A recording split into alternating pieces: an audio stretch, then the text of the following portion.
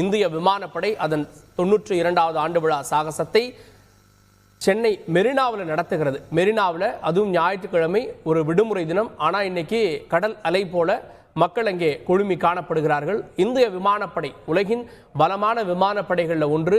அது இன்றைக்கு அதனுடைய மொத்த விமானப்படையினுடைய பலத்தையும் சென்னையிலே காட்ட இருக்கிறது.